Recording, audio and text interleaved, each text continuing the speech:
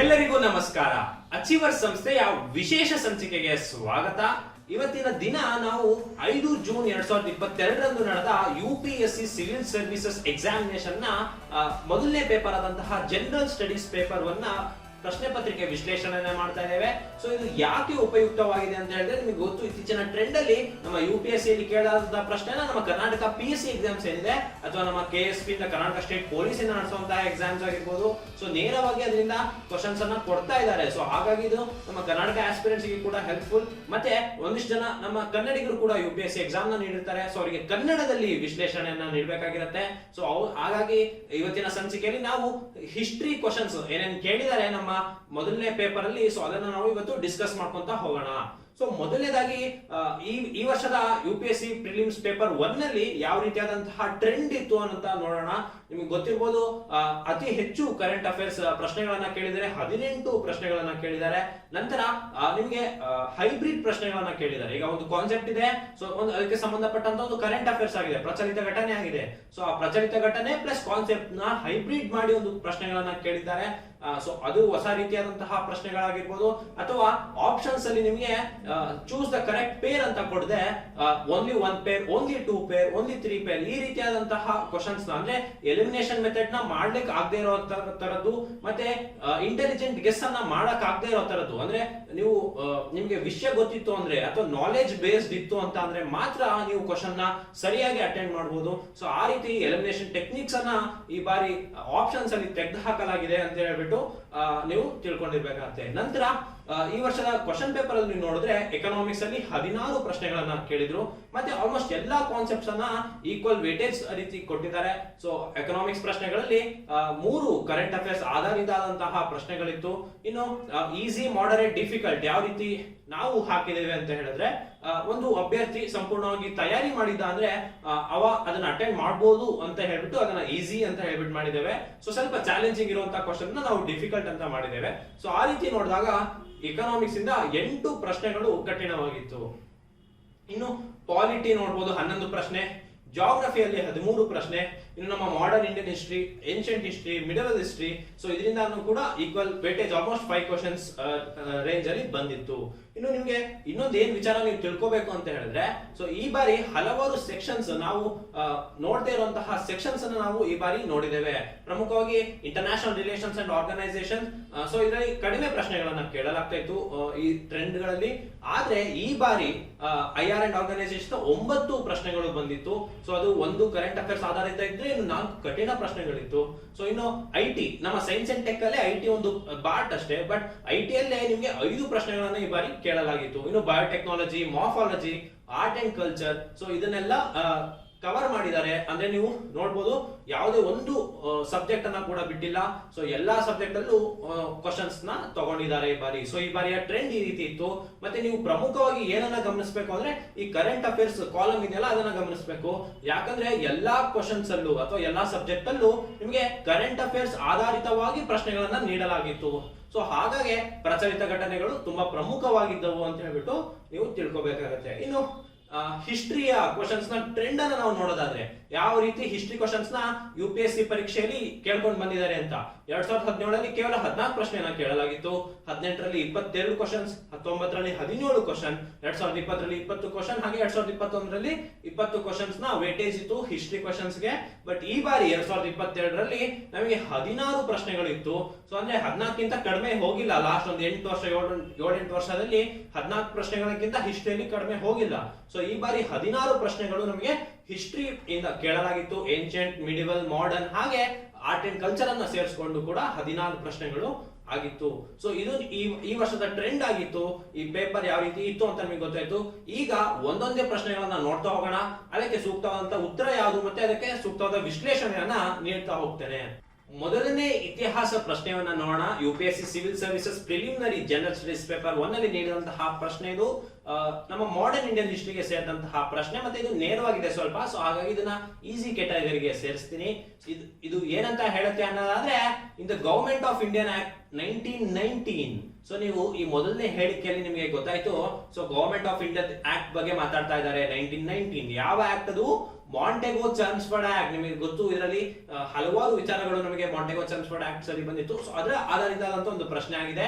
So ಇದರಲ್ಲಿ ಏನ್ ಹೇಳುತ್ತೆ ಅಂದ್ರೆ, functions of provincial government var divided into reserved and transferred subjects, which of the following are treated as reserved subjects ಅಂತ ಹೇಳ್ಬಿಟ್ಟು ಕೇಳಿದ್ದಾರೆ. ಅಂದ್ರೆ ಈ 1919 ಆಕ್ಟ್ ಏನ್ ಬಂತು, ಗವರ್ಮೆಂಟ್ ಆಫ್ ಇಂಡಿಯಾ ಅಥವಾ ಮಾಂಟೆಗೋ ಚರ್ಮ್ಸ್ಫರ್ಡ್ ಆಕ್ಟ್ ಅಂತ ಕರಿತೀವಿ. ಸೊ ಅದರಲ್ಲಿ ಪ್ರಾವಿನ್ಷಿಯಲ್ ಗವರ್ಮೆಂಟ್ ಅಲ್ಲಿ ಒಂದಿಷ್ಟು ರಿಸರ್ವ್ಡ್ ಹಾಗೆ ಒಂದಿಷ್ಟು ಟ್ರಾನ್ಸ್ಫರ್ಡ್ ಸಬ್ಜೆಕ್ಟ್ಸ್ ಅನ್ನಾಗಿ ನೀಡಿದ್ರು.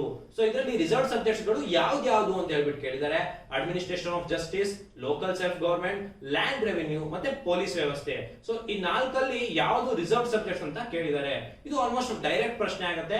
ಸೊ ಇದು ನಿಮಗೆ ಸುಲಲಿತವಾಗಿ ಅರ್ಥ ಮಾಡ್ಕೋಬೇಕು ಅಂತ ಹೇಳಿದ್ರೆ, ಡೆಲ್ಲಿ ಹಾಗೆ ಸೆಂಟ್ರಲ್ ಗವರ್ಮೆಂಟ್ ನ ರಿಲೇಶನ್ಶಿಪ್ ನ ನೀವು ಅರ್ಥ ಮಾಡ್ಕೊಂಡ್ರೆ ಅಂದ್ರೆ ಈ ಕ್ವಶನ್ ಅನ್ನ ನೀವು ಸುಲಭವಾಗಿ ಅರ್ಥ ಮಾಡ್ಕೊಳ್ಬಹುದು. ಏನಂತ ಹೇಳಿದ್ರೆ, ನಮ್ಮ ಡೆಲ್ಲಿ ನ್ಯಾಷನಲ್ ಕ್ಯಾಪಿಟಲ್ ಕೂಡ ಹೌದು, ಯೂನಿಯನ್ ಟೆರಿಟರಿ ಕೂಡ ಹೌದು. ಸೊ ಹಾಗಾಗಿ ಮತ್ತೆ ನಮ್ಮ ಸೆಂಟ್ರಲ್ ಗವರ್ಮೆಂಟ್ ಅಲ್ಲೇ ಇರೋದ್ರಿಂದ, ಸೊ ನಮ್ಮ ಹೆಡ್ ಕ್ವಾರ್ಟರ್ ಸುಮಾರು ಅಲ್ಲಿದೆ. ಸೊ ಅದರ ಆಡಳಿತ ಹೇಗೆ ವ್ಯವಸ್ಥೆ ನಡೆಯುತ್ತೆ ಅಂತ ಹೇಳ್ಬಿಟ್ಟು ನಮಗೆ ಗೊತ್ತಾಯ್ತು ಅಂತ ಹೇಳಿದ್ರೆ, ನಮಗೆ ಈ ಕ್ವಶನ್ ತುಂಬಾ ಈಸಿಯಾಗಿ ನಿಮಗೆ ಗೊತ್ತಾಗುತ್ತೆ. ಸೊ ಅದಲ್ಲದೆ ನಿಮಗೆ ಮಾಂಟೆಗೋ ಚರ್ಮ್ಸ್ಫರ್ಡ್ ಆಕ್ಟ್ ನಿಮಗೆ ನೆನಪಿತ್ತು ಅಂದ್ರೆ ಅದರಲ್ಲಿ ರಿಸರ್ವ್ ಸಬ್ಜೆಕ್ಟ್ಸ್ ಯಾವುದು, ಟ್ರಾನ್ಸ್ಫರ್ಡ್ ಸಬ್ಜೆಕ್ಟ್ಸ್ ಯಾವುದು ಅಂತ ನಿಮಗೆ ಗೊತ್ತಾಗುತ್ತೆ. ಸೊ ಪ್ರಮುಖವಾಗಿ ಈ ಲೋಕಲ್ ಸೆಲ್ಫ್ ಗವರ್ಮೆಂಟ್ ಏನಿದೆ ಇದನ್ನ ಮಾತ್ರ ಟ್ರಾನ್ಸ್ಫರ್ಡ್ ಸಬ್ಜೆಕ್ಟ್ಸ್ ಅಂತ ಹೇಳ್ಬಿಟ್ಟು ನಾವು ಹೇಳ್ತೇವೆ. ಸೊ ಅದಾದ್ಮೇಲೆ ಈ ಮೂರು ಏನಿದೆ, administration of justice, land revenue ಮತ್ತೆ ಪೊಲೀಸ್, ಇದೆಲ್ಲ ರಿಸರ್ವ್ ಸಬ್ಜೆಕ್ಟ್ಸ್ ಆಗಿ ಇತ್ತು ಬ್ರಿಟಿಷರ್ ಹತ್ರ. ಸೊ ಹಾಗಾಗಿ ಇದು ನಾವು ರಿಸರ್ವ್ ಸಬ್ಜೆಕ್ಟ್ಸ್ ಅನ್ನು ಆಯ್ಕೆ ಮಾಡ್ಲಿಕ್ಕೆ ಹೇಳಿದ್ರು. ಸೊ ನಮಗೆ 1, 3 ಮತ್ತೆ 4 ರಿಸರ್ವ್ ಸಬ್ಜೆಕ್ಟ್ಸ್ ಆಗಿದೆ. ಸೊ ಇದಕ್ಕೆ ಸರಿಯಾದ ಉತ್ತರ ಆಪ್ಷನ್ ಸಿ 1, 3 and 4 ಆಗಿರುತ್ತೆ. ಸೊ ಇದು ನಿಮಗೆ ತಿಳಿದಿರ್ಲಿ. ಸೊ ನಿಮಗೆ ಡೆಲ್ಲಿ ಮತ್ತೆ ಸೆಂಟ್ರಲ್ ಗವರ್ಮೆಂಟ್ ನ ರಿಲೇಶನ್ಶಿಪ್ ನಿಮಗೆ ಗೊತ್ತಾಯ್ತು ಅಂತ ಹೇಳಿದ್ರೆ, ಸೊ ಇದು ನಿಮಗೆ ಸುಲಭವಾಗಿರುತ್ತೆ. ಮತ್ತೆ ಮಾಂಟೆಗೋ ಚರ್ಮ್ಸ್ಫರ್ಡ್ ಆಕ್ಟ್ ನ ಕೇಳಿರೋದ್ರಿಂದ ಮಾಡರ್ನ್ ಇಂಡಿಯನ್ ಹಿಸ್ಟರಿಯಲ್ಲಿ ಸೊ ಒಂದು ಪ್ರಮುಖವಾದ ಆಕ್ಟ್ ಅದು. ಸೊ ಹಾಗಾಗಿ ಇದ್ರ ಬಗ್ಗೆ ನಿಮಗೆ ಗೊತ್ತಿರುತ್ತೆ. ಸೊ ಹಾಗಾಗಿ ಇದು ಒಂದು ಈಸಿ ಪ್ರಶ್ನೆ ಅನ್ಸ್ಕೊಳ್ಳುತ್ತೆ UPSC ಪೇಪರ್ ಅಲ್ಲಿ. ಸೊ ನಿಮಗೆ ಈಗ ಆಪ್ಷನ್ ಅನ್ನ ನಿಮಗೆ ಕೊಡ್ತೇನೆ. ಸೊ ನಿಮಗೆ ಈಗ ಡಿಸ್ಪ್ಲೇ ಅನ್ನ ಮಾಡ್ತೇನೆ, ಯಾವ ರೀತಿ ಪ್ರಶ್ನೆ ಇತ್ತು ಮತ್ತೆ ಉತ್ತರ ಏನು ಅಂತ ಹೇಳ್ಬಿಟ್ಟು ಇದು ನಮಗೆ ನೀವು ನೋಡ್ಕೋಬಹುದು.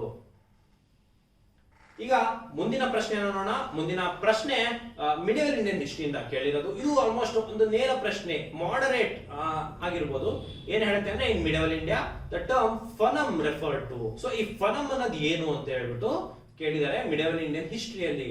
ಸೊ ನಿಮ್ಗೆ ಗೊತ್ತು, ಆಪ್ಷನ್ಸ್ ಕೊಟ್ಟಿದ್ದಾರೆ: ಕ್ಲೋಥಿಂಗ್, ಕಾಯಿನ್ಸ್, ಆರ್ನಮೆಂಟ್ಸ್, ವೆಪನ್ಸ್. ಸೊ ಈ ಫನಮ್ ಅನ್ನೋದು ಏನು ಅಂತ ಹೇಳ್ಬಿಟ್ಟು ಇದು ಆಲ್ಮೋಸ್ಟ್ ನೇರ ಇದೆ ಪ್ರಶ್ನೆ, ಆದ್ರೆ ಸ್ವಲ್ಪ ಕಷ್ಟ ಇದೆ. ಇದು ನಿಮಗೆ ಗೊತ್ತಿತ್ತು ಅಂದ್ರೆ ಮಾತ್ರ ನೀವು ಈ ರೀತಿಯಾದಂತಹ ಪ್ರಶ್ನೆಗಳನ್ನ ಅಟೆಂಡ್ ಮಾಡಬಹುದು.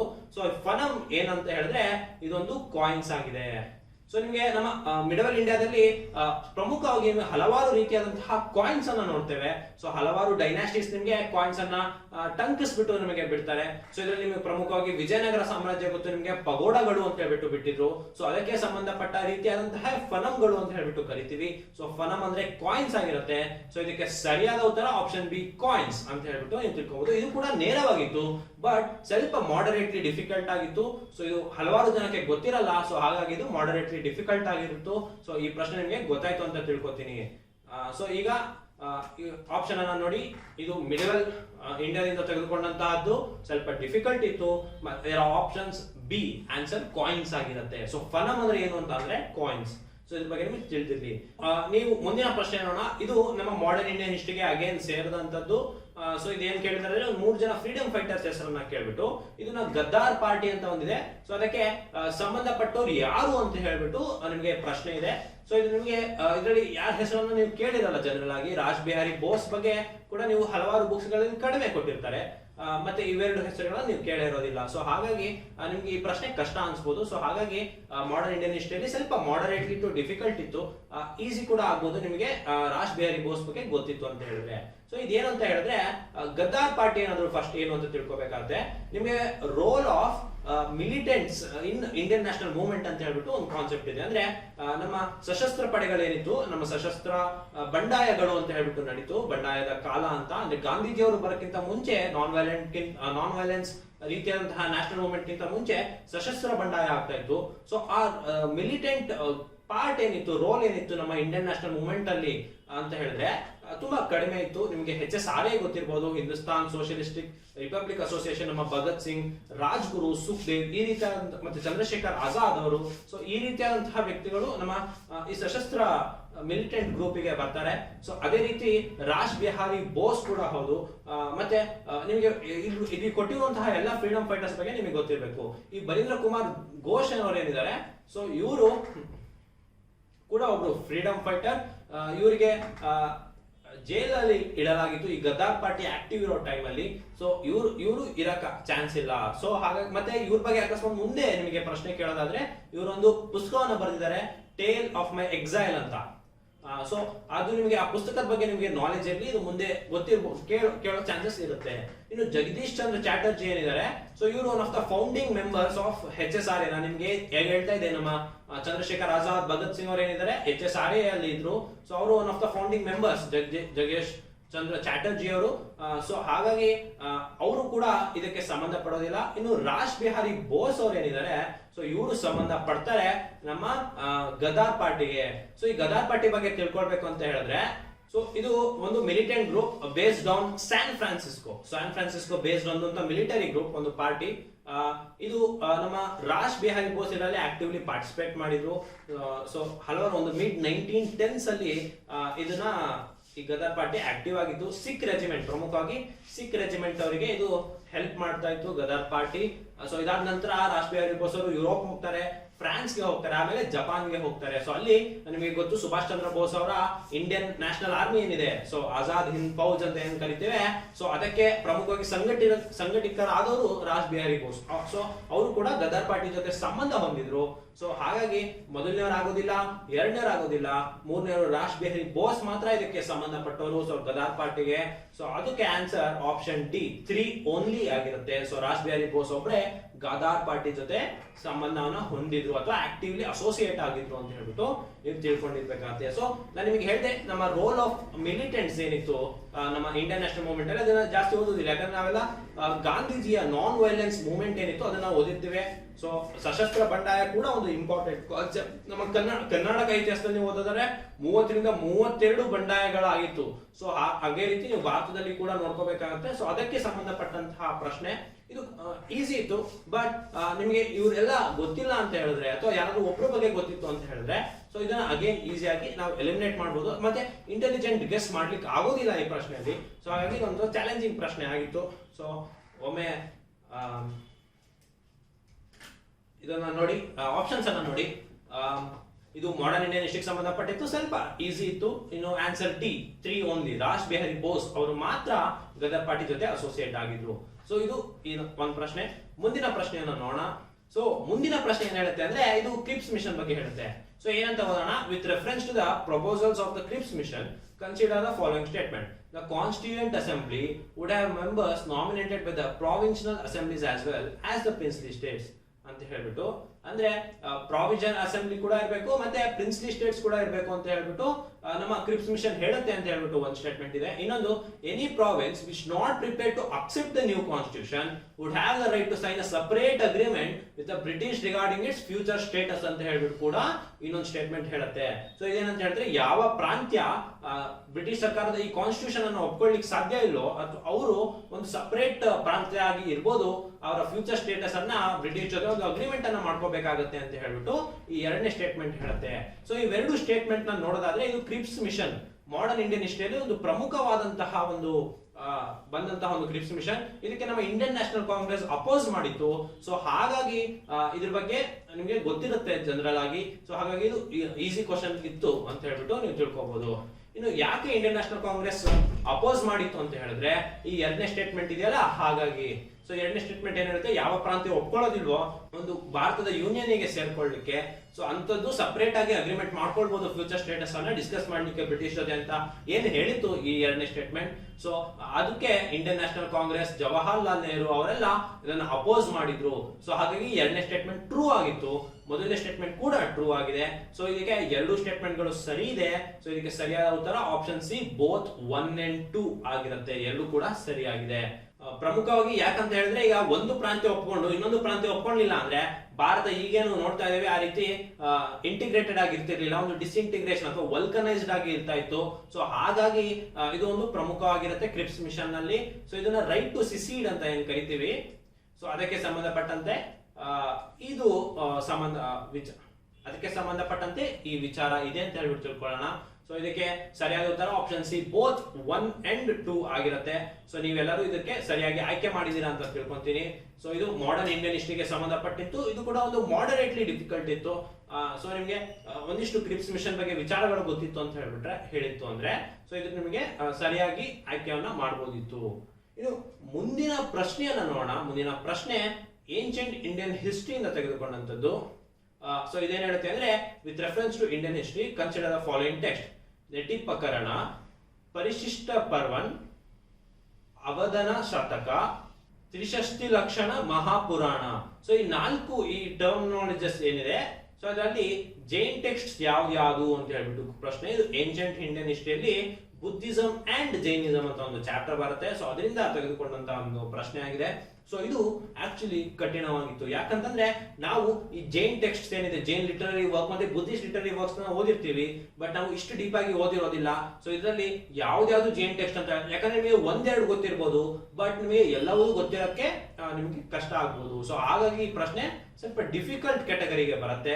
ಸೊ ಹಾಗಾಗಿ ಇದನ್ನ ಹಲವಾರು ಜನ ಅಟೆಂಡ್ ಮಾಡ್ಲಿಕ್ಕೆ ಹೋಗೋದಿಲ್ಲ. ಸೊ ಅದೊಂದು ಸೇಫ್ಟಿ ಮೆಜರ್ ಆಗಿ, ಬಟ್ ಇದು ನಿಮಗೆ ಗೊತ್ತಿರ್ಲಿ ಅಂತ ಹೇಳ್ತಾ ಇದ್ದೇನೆ. ಸೊ ಇದರಲ್ಲಿ ಒಂದೊಂದನ್ನೇ ನೋಡ್ಕೊಳ್ತಾ ಹೋಗೋಣ. ಈ ನೆಟ್ಟಿ ಪ್ರಕರಣ ಏನಿದೆ, ಇದು ನಾಟ್ ಅ ಜೈನ್ ಟೆಕ್ಸ್ಟ್, ಇದು ಒಂದು ಬುದ್ಧಿಸ್ಟ್ ಟೆಕ್ಸ್ಟ್ ಆಗಿದೆ. ಆಯ್ತಾ, ಇದು ಒಂದು ಬೌದ್ಧಿಸಂಗೆ ಸಂಬಂಧಪಟ್ಟಂತಹ ಒಂದು ಟೆಕ್ಸ್ಟ್ ಆಗಿದೆ. ಸೊ ಇದು ಪ್ರಮುಖವಾಗಿ ಮಹಾಯಾನ ಬುದ್ಧಿಸ್ಟ್ ಏನಿರ್ತಾರೆ, ನಮಗೆ ಗೊತ್ತು ಬೌದ್ಧ ಧರ್ಮದಲ್ಲಿ ಹಲವಾರು ಪಂಥ ಇದೆ, ಹಿನಾಯನ, ಮಹಾಯಾನ ಅಂತ. ಸೊ ಈ ಮಹಾಯಾನ ಪಂಥಕ್ಕೆ ಸೇರಿದಂತಹ ಒಂದು ಬೌದ್ಧಿಸ್ಟ್ ಲಿಟರರಿ ವರ್ಕ್ ಆಗಿದೆ ನೆಟ್ಟಿ ಪ್ರಕರಣ ಅನ್ನೋದು. ಸೊ ಮೊದಲನೇ ನೋಡೋಣ ನೆಟ್ಟಿ ಪ್ರಕರಣ ಅಂತ. ಇದೊಂದು ಬುದ್ಧಿಸ್ಟ್ ಟೆಕ್ಸ್ಟ್ ಆಗಿದೆ. ಬೌದ್ಧ ಧರ್ಮದಲ್ಲಿ ಹಲವಾರು ಪಂಥಗಳಿದೆ. ಸೊ ಇದು ತೆರವಾದ ಬುದ್ಧಿಸಂ ಅಂತ ಏನ್ ಕರಿತೇವೆ, ಸೊ ಅದಕ್ಕೆ ಸಂಬಂಧಪಟ್ಟಂತಹ ಒಂದು ಬುದ್ಧಿಸ್ಟ್ ಟೆಕ್ಸ್ಟ್ ಆಗಿದೆ ನೆಟ್ಟಿ ಪ್ರಕರಣ ಅನ್ನೋದು. ಸೊ ಇದು ಕುಡ್ಡುಕ ನಿಕಾಯ ಅಂತ ಏನ್ ಕರಿತೀವಿ, ಕುಡ್ಡುಕ ನಿಕಾಯ ಅಂತ ಹೇಳ್ಬಿಟ್ಟು ಏನ್ ಕರಿತೇವೆ, ಸೊ ಅದಕ್ಕೆ ಸಂಬಂಧಪಟ್ಟಂತಹ ಒಂದು ಬುದ್ಧಿಸ್ಟ್ ಟೆಕ್ಸ್ಟ್ ಆಗಿದೆ ನೆಟ್ಟಿ ಪ್ರಕರಣ. ಅಂದ್ರೆ ಜೈನ ಟೆಕ್ಸ್ಟ್ ಅಲ್ಲ, ಸೊ ಜೈನ ಧರ್ಮಕ್ಕೆ ಸಂಬಂಧಪಟ್ಟಿಲ್ಲ. ಸೊ ಮೊದಲನೇದು ಅಲ್ಲ. ಇನ್ನು ಎರಡನೇದೇನಿದೆ, ಪರಿಶಿಷ್ಟ ಪರ್ವಣ್ ಅಂತ ಹೇಳ್ಬಿಟ್ಟು ಏನ್ ಪುಸ್ತಕ ಇದೆ, ಸೊ ಇದು ಯಾವುದಕ್ಕೆ ಸಂಬಂಧಪಡುತ್ತೆ ಅಂತ ಆದ್ರೆ, ಸೊ ಇದೊಂದು ಸಂಸ್ಕೃತ ಭಾಷೆಯಲ್ಲಿ ಇರುವಂತಹ ಈ ಪರಿಶಿಷ್ಟ ಪರ್ವಣ ಅನ್ನೋದೇನಿದೆ, ಇದು ಸ್ಯಾನ್ಸ್ಕ್ರಿಟ್ ಭಾಷೆಯಲ್ಲಿ ಇರುವಂತಹ ಒಂದು ಮಹಾಕಾವ್ಯ ಆಗಿದೆ. ಸೊ ಇದು ಯಾರ ಬಗ್ಗೆ ಹೇಳುತ್ತೆ ಅಂದ್ರೆ ಅರ್ಲಿ ಜೈನ್ ಟೀಚರ್ಸ್ ಬಗ್ಗೆ ಹೇಳುತ್ತೆ. ಸೊ ಹಾಗಾಗಿ ಇದು ಜೈನ ಧರ್ಮಕ್ಕೆ ಸಂಬಂಧಪಟ್ಟಿದೆ. ಸೊ ಈ ಎರಡನೇ ಪುಸ್ತಕ ಜೈನ ಧರ್ಮಕ್ಕೆ ಸಂಬಂಧಪಟ್ಟಿದೆ. ಸೊ ಇನ್ನೊಮ್ಮೆ ಅಳಿಸ್ಬಿಟ್ಟು ಬರೀತೀನಿ. ಈ ನೆಟ್ಟಿ ಪ್ರಕರಣ ಅನ್ನೋದು ಬುದ್ಧಿಸ್ಟ್ ಟೆಕ್ಸ್ಟ್, ಇದು ತೆರವಾದ ಬುದ್ಧಿಸಂಸ್ಗೆ ಸಂಬಂಧಪಟ್ಟಿದೆ. ಈ ಪರಿಶಿಷ್ಟ ಪರ್ವಣ ಅನ್ನೋದು ಒಂದು ಸಂಸ್ಕೃತ ಮಹಾಕಾವ್ಯ ಆಗಿದೆ. ಸೊ ಇದು ಅರ್ಲಿ ಜೈನ್ ಟೀಚರ್ಸ್ ಬಗ್ಗೆ ಹೇಳತ್ತೆ. ಸೊ ಹಾಗಾಗಿ ಇದು ಜೈನ್ ಟೆಕ್ಸ್ಟ್ ಆಗತ್ತೆ, ಇದು ಆಗೋದಿಲ್ಲ.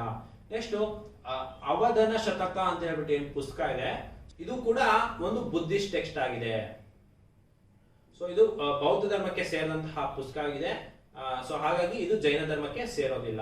ಈ ನಾಲ್ಕನೇದು ಏನಿದೆ, ತ್ರಿಷಷ್ಟಿ ಲಕ್ಷಣ ಮಹಾಪುರಾಣ ಅಂತ ಹೇಳ್ಬಿಟ್ಟು ಏನ್ ಪುಸ್ತಕ ಇದೆ, ಸೊ ಇದು ಜೈನ ಧರ್ಮಕ್ಕೆ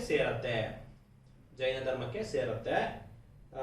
ಸೊ ಇದು ನಿಮ್ಗೆ ಗೊತ್ತಿರ್ಲಿ, ಯಾವ ಕಾಲದಲ್ಲಿ ಆಗಿತ್ತು ಅಂದ್ರೆ ನಮ್ಮ ಕನ್ನಡದ ರಾಜ ಅಮೋಘ ವರ್ಷ ನೃಪತುಂಗ ಏನಿದ್ದಾರೆ, ರಾಷ್ಟ್ರಕೂಟರ ರಾಜ ಅಮೋಘ ವರ್ಷ ನೃಪತುಂಗ, ಅವರ ಕಾಲದಲ್ಲಿ ಆದಂತಹ ಒಂದು ಪುಸ್ತಕ ಇದು. ತ್ರಿಷಷ್ಟಿ ಲಕ್ಷಣ ಮಹಾಪುರಾಣ ಅಂತ ಹೇಳ್ಬಿಟ್ಟು ಒಂದು ಪುಸ್ತಕ. ಸೊ ಇದೊಂದು ಜೈನ ಧರ್ಮಕ್ಕೆ ಸಂಬಂಧಪಟ್ಟಂತಹ ಪುಸ್ತಕ.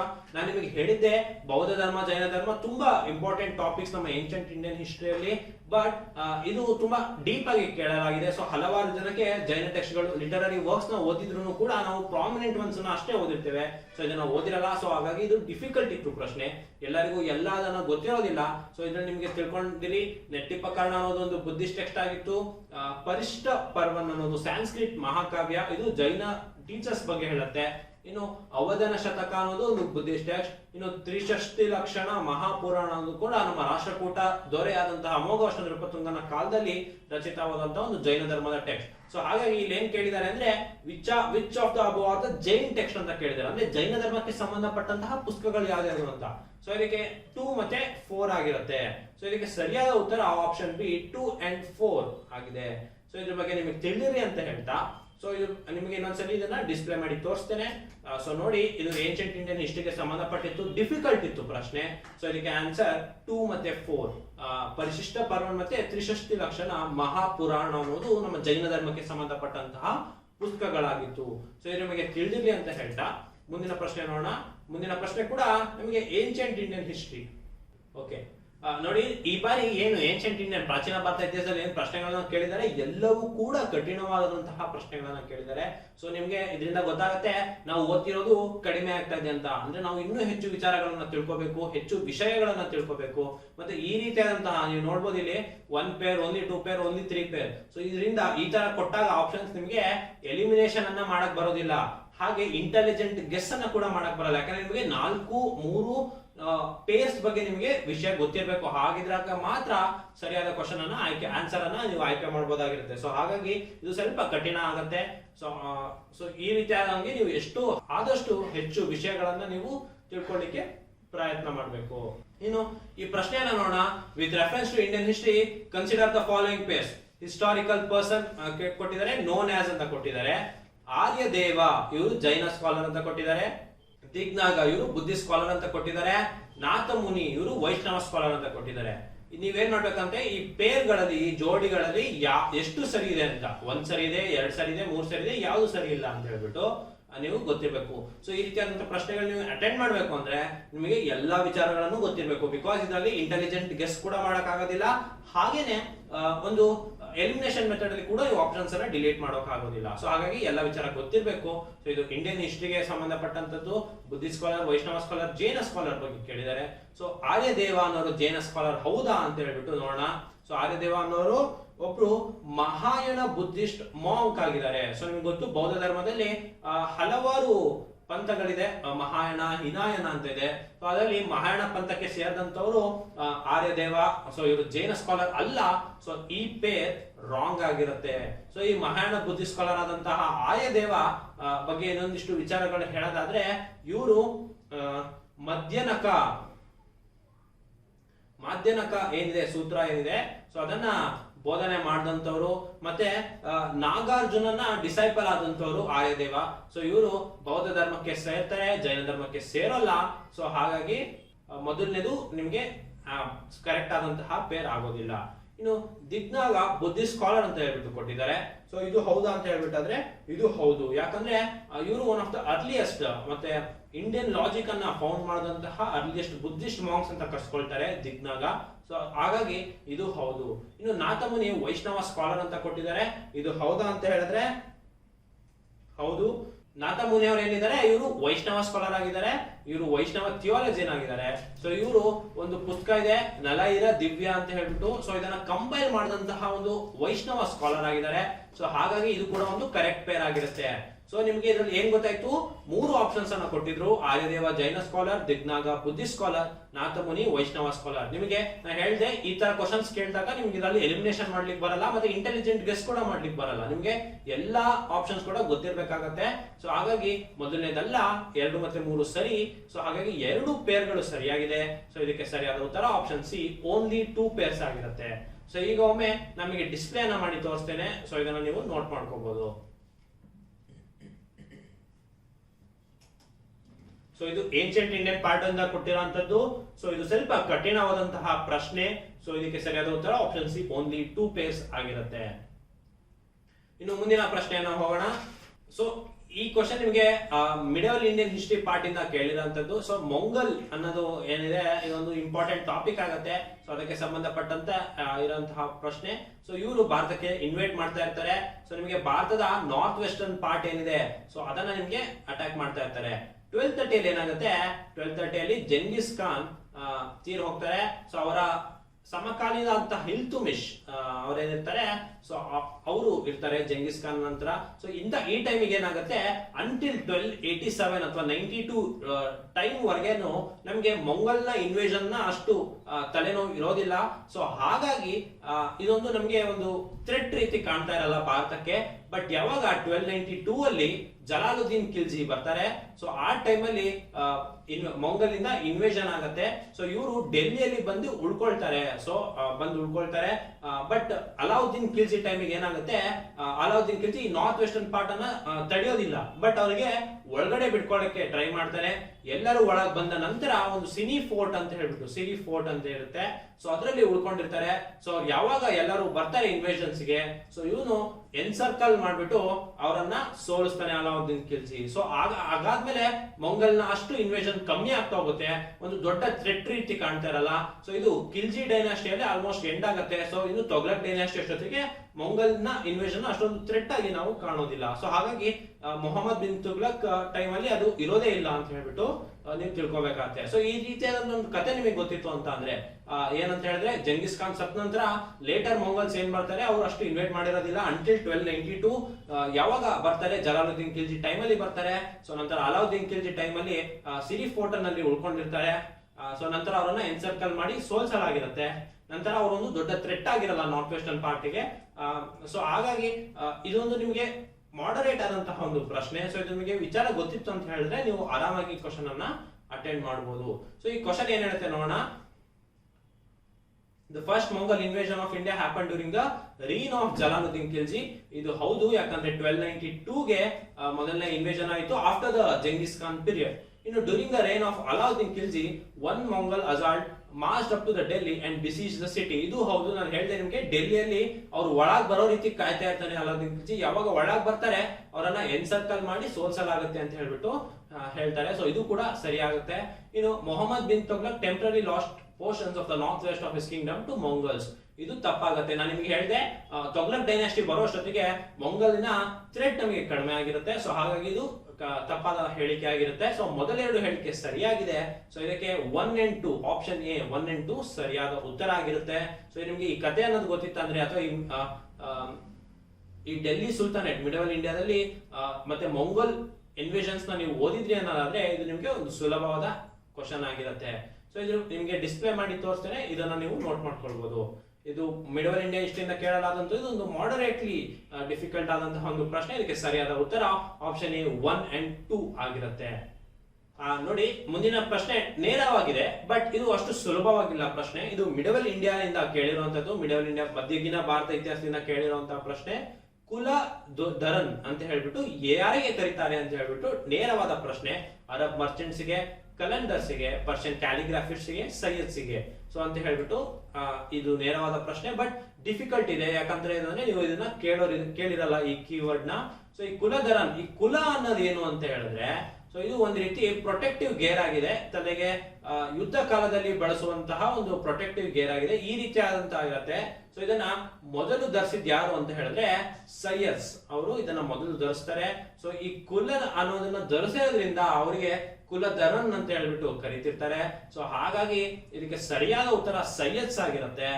ನೀವು ಇದ್ರ ಬಗ್ಗೆ ತಿಳ್ಕೊಂಡಿರ್ಬೋದು. ಬಟ್ ನಾನು ಹೇಳಿದಾಗೆ ಇದು ಸ್ವಲ್ಪ ಡೀಪ್ ಆಗಿದೆ. ಸೊ ಇನ್ನು ಸ್ವಲ್ಪ ಕಠಿಣವಾಗಿದೆ, ಬಟ್ ನೇರವಾಗಿದೆ, ಅದೊಂದು ಹೌದು. ಸೊ ಈ ಕುಲಧರನ್ ಯಾರಿಗೆ ಕರೀತಾರೆ ಅಂದ್ರೆ ಸೈಯದ್ಸ್ಗೆ ಕರೀತಾರೆ. ಕುಲ ಅಂದ್ರೆ ಏನು ಅಂತ ಹೇಳಿದ್ರೆ, ಸೊ ಇದೊಂದು ಪ್ರೊಟೆಕ್ಟಿವ್ ಗೇರ್, ಯುದ್ಧ ಕಾಲದಲ್ಲಿ ಬಳಸಲಾದಂತಹ ಒಂದು ತಲೆಗೆ ಹಾಕೊಳ್ತಿರುವಂತಹ ಒಂದು ಪ್ರೊಟೆಕ್ಟಿವ್ ಗೇರ್ ಆಗಿದೆ. ಸೊ ಅದಕ್ಕೆ ಕುಲಧರನ್ ಅಂತ ಹೇಳ್ಬಿಟ್ಟು ಸೈಯದ್ಸ್ಗೆ ಕರೆಯಲಾಗ್ತಾ ಇತ್ತು. ಸೊ ಇದ್ರ ಬಗ್ಗೆ ನಿಮಗೆ ತಿಳಿದಿರ್ಲಿ, ಇದನ್ನ ಒಮ್ಮೆ ಡಿಸ್ಪ್ಲೇ ಮಾಡ್ತೇನೆ. ಸೊ ಇದನ್ನ ನೋಡಿ, ಇದು ಮಿಡಲ್ ಇಂಡಿಯನ್ ಹಿಸ್ಟ್ರಿಯಿಂದ ಕೇಳಲಾಗಿತ್ತು, ಮಾಡರೇಟ್ಲಿ ಡಿಫಿಕಲ್ಟ್ ಇತ್ತು. ಯಾಕಂದ್ರೆ ಇದು ನೇರವಾದ ಪ್ರಶ್ನೆ ಇದ್ರೂ ಕೂಡ ಇದು ಈ ಟರ್ಮ್ ನ ನೀವು ಕೇಳಿರೋದಿಲ್ಲ. ಸೊ ಹಾಗಾಗಿ ಇದಕ್ಕೆ ಸರಿಯಾದ ಉತ್ತರ ಆಪ್ಷನ್ ಡಿ ಸೈಯದ್ಸ್ ಆಗಿರುತ್ತೆ.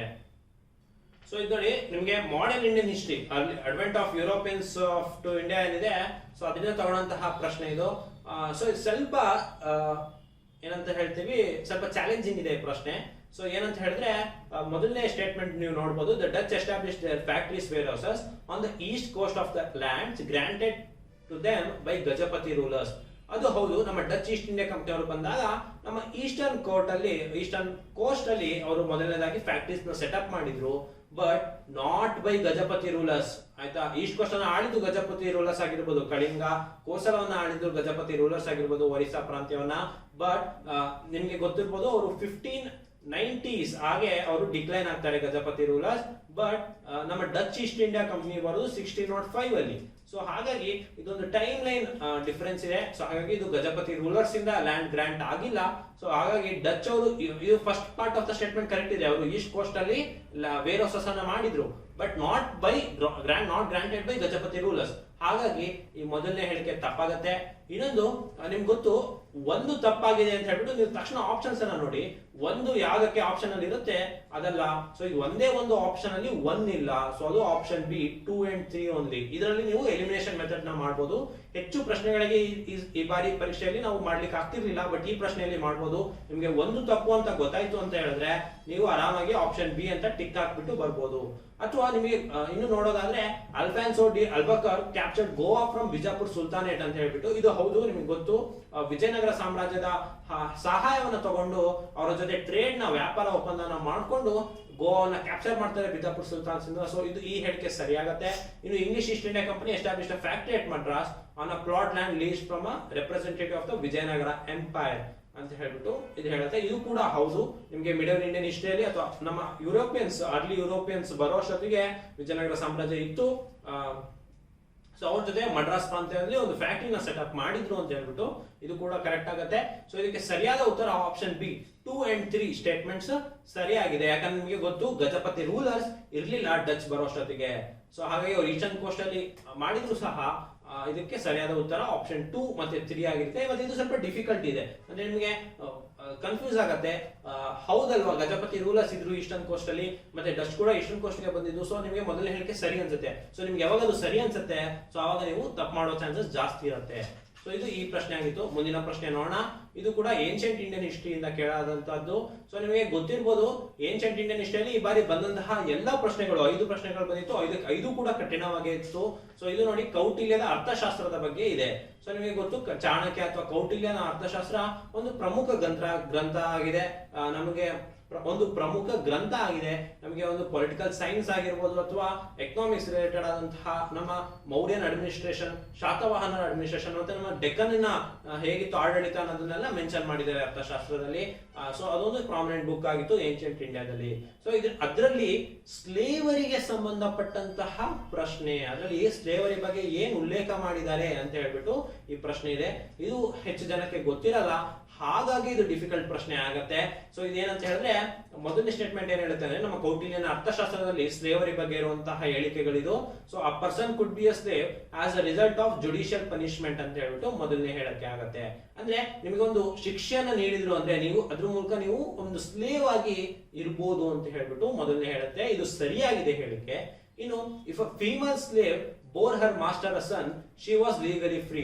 ಈಗ ಒಬ್ಬ ಸ್ಲೇವ್ ಅನ್ನ ಇಟ್ಕೊಂಡಿದ್ದ, ಸೊ ಅವನಿಗೆ ಮಗು ಆಯ್ತು ಅಂತ ಹೇಳಿದ್ರೆ, ಸ್ಲೇವ್ ಇಂದ ಒಂದು ಮಗುವನ್ನು ಜನನ ಆಯ್ತು ಅಂತ ಹೇಳಿದ್ರೆ, ಮಗುವನ್ನ ಹೆತ್ತಂತಹ ತಾಯಿ ಸ್ಲೇವರಿಯಿಂದ ಫ್ರೀ ಆಗ್ತಾ ಇದ್ರು ಅಂತ ಹೇಳ್ಬಿಟ್ಟು ಎರಡನೇ ಹೇಳಿಕೆ ಹೇಳುತ್ತೆ. ಇನ್ನು ಮೂರನೇ ಹೇಳಿಕೆ ಏನು ಅಂತ ಹೇಳಿದ್ರೆ, if a son born to a female slave was fathered by her master, the son was entitled to a legal status of the master's son. ಅಂದ್ರೆ ಇನ್ಹೆರಿಟೆನ್ಸ್ ಏನಿದೆ, ಸೊ ಅದನ್ನ ನೀಡಲಾಗ್ತಾ ಇತ್ತು ಆ ಸ್ಲೇವ್ ಮಗುಗೆ. ಅವನನ್ನ ನಿಮ್ಗೆ ಮಾಸ್ಟರ್ಸ್ ನ ಸನ್ ಅಂತ ಹೇಳ್ಬಿಟ್ಟು ನೀಡಲಾಗ್ತಿತ್ತು ಅಂತ ಹೇಳ್ಬಿಟ್ಟು ಇದು ಅರ್ಥಶಾಸ್ತ್ರದಲ್ಲಿ ಇರುವಂತಹ ಸ್ಲೇವರಿ ಬಗ್ಗೆ ಇರುವಂತಹ ಹೇಳಿಕೆಗಳು. ಮೊದಲನೇ ಹೇಳಿಕೆ ಸರಿ, ನಾನು ಹೇಳಿದೆ ನಿಮ್ಗೆ ಜುಡಿಷಿಯಲ್ ಪನಿಷ್ಮೆಂಟ್ ಅಲ್ಲಿ ಸ್ಲೇವರಿಯನ್ನ ನೀಡ್ತಾ ಇದ್ರು. ಇನ್ನು ಸ್ಲೇವರಿಯಲ್ಲಿ ಫೀಮೇಲಿಗೆ ಒಂದು ಮಗುವನ್ನ ಹುಟ್ಟು ಮಾಸ್ಟರ್ ಇಂದ ಅಂತ ಹೇಳಿದ್ರೆ ಅವಳು ಲೀಗಲಿ ಫ್ರೀ ಆಗಿರ್ತಾರೆ ಅಂತ ಹೇಳ್ಬಿಟ್ಟು ಒಂದು, ಅಥವಾ ಇನ್ನೊಂದು ಫೀಮೇಲ್ ಸ್ಲೇವ್ ಆ ಮಗುಗೆ ಮಾಸ್ಟರ್ ನ ಇನ್ಹೆರಿಟೆನ್ಸ್ ಸಿಗ್ತಾ ಇತ್ತು ಅಂತ ಹೇಳ್ಬಿಟ್ಟು ಮೂರನೇ ಹೇಳಿಕೆ ಇದೆ. ಸೊ ಈ ಮೂರು ಹೇಳಿಕೆಗಳು ಕೂಡ ಸರಿಯಾಗಿದೆ. ಯಾಕಂತಂದ್ರೆ ಅರ್ಥಶಾಸ್ತ್ರದಲ್ಲಿ ಇದನ್ನ ಹೇಳಿದ್ದಾರೆ, ಸ್ಲೇವರಿ ಬಗ್ಗೆ ಈ ರೀತಿ ಕೂಡ ವಿಚಾರಗಳಿದೆ. ಸೊ ಹಾಗಾಗಿ ಇದು ಮೂರು ಹೇಳಿಕೆಗಳು ಕೂಡ ಸರಿಯಾಗಿದೆ. ಸೊ ಇದಕ್ಕೆ ಸರಿಯಾದ ಉತ್ತರ ಆಪ್ಷನ್ ಡಿ 1, 2 and 3 ಆಗಿರುತ್ತೆ. ಸೊ ಮೂರು ಹೇಳಿಕೆಗಳು ಸರಿ ಇದೆ. ಬಟ್ ನಾನು ನಿಮಗೆ ಹೇಳಿದಾಗೆ ಇದೊಂದು ಸ್ವಲ್ಪ ಕಠಿಣ ಪ್ರಶ್ನೆ ಆಗಿತ್ತು. ಯಾಕಂದ್ರೆ ನೀವು ಅರ್ಥಶಾಸ್ತ್ರ ಬಗ್ಗೆ ಗೊತ್ತಿರುತ್ತೆ, ಅದ್ರ ಪ್ರಾಮಿನೆಂಟ್ ಸ್ಟ್ರಕ್ಚರ್ಸ್ ನಿಮಗೆ ಮೌರ್ಯನ್ ಅಡ್ಮಿನಿಸ್ಟ್ರೇಷನ್ ಬಗ್ಗೆ ಮತ್ತೊಂದಿಷ್ಟು ವಿಚಾರಗಳನ್ನ ತಿಳ್ಕೊಂಡಿರ್ತೀರಾ. ಬಟ್ ಇದು ಸ್ಲೇವರಿ ಬಗ್ಗೆ ಇದ್ರಿಂದ ಸೊ ಅದೆಷ್ಟು ಗೊತ್ತಿರೋದಿಲ್ಲ. ಹಾಗಾಗಿ ಏನ್ಷಿಯಂಟ್ ಇಂಡಿಯನ್ ಹಿಸ್ಟ್ರಿಯಲ್ಲಿ ಡಿಫಿಕಲ್ಟ್ ಆದಂತಹ ಪ್ರಶ್ನೆ ಇದಿತ್ತು. ಸೊ ಇದಕ್ಕೆ ಸರಿಯಾದ ಉತ್ತರ 1, 2 and 3 ಆಗಿರುತ್ತೆ. ಇದ್ರ ಬಗ್ಗೆ ತಿಳಿದಿರ್ಲಿ. ಮುಂದಿನ ಪ್ರಶ್ನೆ ನೋಡೋಣ. ಇದು ಕೂಡ ಏನ್ಷಿಯಂಟ್ ಇಂಡಿಯನ್ ಹಿಸ್ಟ್ರಿ, ಬಟ್ ಇದು ಕೂಡ ಒಂದು ಚಾಲೆಂಜಿಂಗ್ ಪ್ರಶ್ನೆ ಆಗಿತ್ತು. ನಾನು ಏನ್ ಹೇಳುತ್ತೆ ಅಂದ್ರೆ, ಅಶೋಕಾಸ್ ಶಿಲಾಶಾಸನಗಳ ಬಗ್ಗೆ ಹೇಳುತ್ತೆ. ಅಶೋಕ್, ಅದು major rock edicts, minor rock edicts ಅಂತ ಇದೆ. 14 ಕಡೆ ಮೇಜರ್ ರಾಕ್ ಎಡಿಕ್ಟ್ ಸೈಟ್ಸ್ ಗಳಿದೆ, ಮೈನರ್ ರಾಕ್ ಎಡಿಕ್ಟ್ಸ್ ಇದೆ, ಕೇವ್ ಎಡಿಕ್ಟ್ಸ್ ಇದೆ. ಸೊ ಇದೆಲ್ಲ ನಿಮಗೆ ಗೊತ್ತಿರುತ್ತೆ, ಜನರಲ್ ಆಗಿ ಎಲ್ಲೆಲ್ಲಿದೆ ಯಾವ್ಯಾವ್ದಿದೆ ಅಂತ ಗೊತ್ತಿರುತ್ತೆ. ಬಟ್ ಯಾವ ಲೊಕೇಶನ್ ಅಲ್ಲಿ ಇದೆ ಅಂತ ಹೇಳ್ಬಿಟ್ಟು ನೀವು ಕಡಿಮೆ ಓದಿರ್ತೀರಾ. ಸೊ ಹಾಗಾಗಿ ಈ ಪ್ರಶ್ನೆ ಡಿಫಿಕಲ್ಟ್ ಆಗುತ್ತೆ. ಅದರಲ್ಲಿ ಕೂಡ ನೀವು ಇದರಲ್ಲಿ ಎಲಿಮಿನೇಷನ್ ಟ್ರೈ ಮಾಡಬಹುದು. ಬಟ್ ನಾನು ಹೇಳಿದಾಗೆ ಈ ಬಾರಿ ಕೊಟ್ಟಂತಹ ಆಪ್ಷನ್ಸ್ ಅಲ್ಲಿ ನೀವು ಎಲಿಮಿನೇಷನ್ ಟೆಕ್ನಿಕ್ ಅನ್ನ ಮಾಡ್ಲಿಕ್ಕೆ ಬರೋದಿಲ್ಲ. ಯಾಕಂದ್ರೆ ನಿಮಗೆ 4 ಪೇರ್ ಗಳ ಬಗ್ಗೆನೂ ಕೂಡ ನಿಮಗೆ ನಾಲೆಜ್ ಇದ್ರೆ ಮಾತ್ರ ನೀವು ಸೊಲ್ಯೂಷನ್ಸ್ ಅನ್ನ ಆಯ್ಕೆ ಮಾಡಬಹುದು. ಹಾಗಾಗಿ ಇದು ತುಂಬಾ ಕಠಿಣ ಪ್ರಶ್ನೆ ಆಗುತ್ತೆ. ಸೊ ಇದರಲ್ಲಿ ನಿಮಗೆ ದೌಲಿ ಬಗ್ಗೆ ಗೊತ್ತಿರುತ್ತೆ, ದೌಲಿ ಗಿರಿ ಅಂತ ಹೇಳ್ಬಿಟ್ಟು. ಸೊ ಇದರಲ್ಲಿ ಮೇಜರ್ ರಾಕ್ ಎಡಿಕ್ಟ್ ಇದೆ, ಇದು ಒಡಿಶಾದಲ್ಲೇ ಇದೆ. ಸೊ ಇದು ನಿಮಗೆ ಕಳೆದ PYQ ಅಲ್ಲಿ ಕೂಡ ನಿಮಗೆ ಇದನ್ನ ಕೇಳಲಾಗಿತ್ತು, ಹಲವಾರು ಬಾರಿ ಕೇಳಲಾಗಿದೆ. ಸೊ ಹಾಗಾಗಿ ಇದ್ರ ಬಗ್ಗೆ ನಿಮಗೆ ಗೊತ್ತಿರುತ್ತೆ, ಇದು ಪ್ರಾಮಿನೆಂಟ್ ಒನ್. ಸೊ ಇದು ಕರೆಕ್ಟ್ ಆದಂತಹ ಪೇರ್.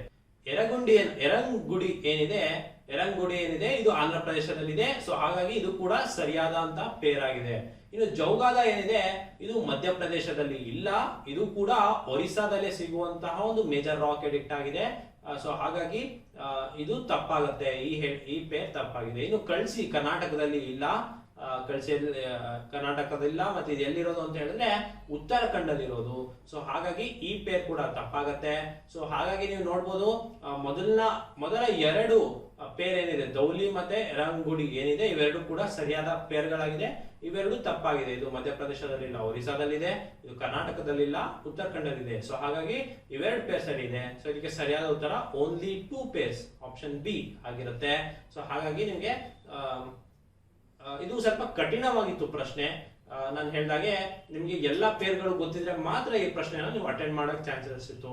ಸೊ ಹಾಗಾಗಿ ನಿಮಗೆ ದೌಲಿ ಜನರಲ್ ಆಗಿ ಗೊತ್ತಿರುತ್ತೆ, ನೀವು ಅದನ್ನ ಓದ್ತಾ ಪ್ರಾಮಿನೆಂಟ್ ಆಗಿ ಓದಿರ್ತೀರಾ.